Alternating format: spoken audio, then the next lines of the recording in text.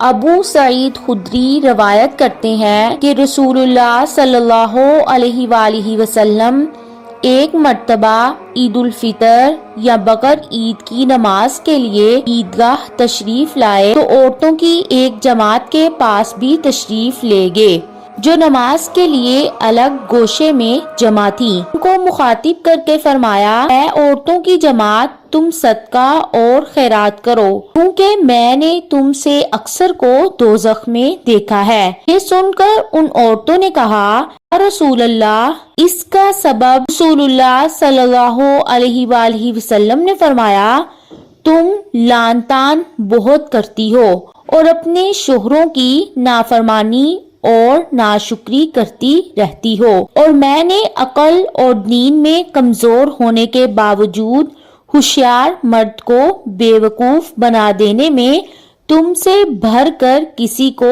نہیں دیکھا ہے۔ یہ سن کر ان عورتوں نے عرض کیا، یا رسول اللہ، ہماری عقل اور ہمارے دین میں کیا کمی ہے؟ آپ صلی اللہ علیہ وآلہ وسلم نے فرمایا، ایک عورت کی گواہی آدھے مرد کی گواہی کے برابر نہیں۔ انہوں نے کہا، جی ہاں ایسا ہی ہے۔ آپ صلی اللہ علیہ وآلہ وسلم نے فرمایا، اس کی وجہ عورت کی عقل کی کمزوری ہے، اور کیا ایسا نہیں ہے کہ جس وقت عورت حیض کی حالت میں ہوتی ہے تو نہ وہ نماز پڑھتی ہے اور نہ ہی روزہ رکھتی ہے؟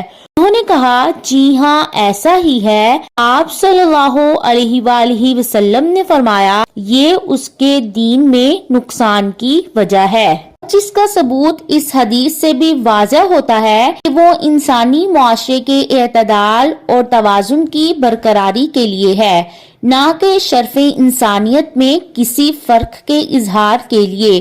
اس شرف میں مرد اور عورت دونوں کی یکساں حیثیت ہے اور دونوں مساوی درجہ رکھتے ہیں۔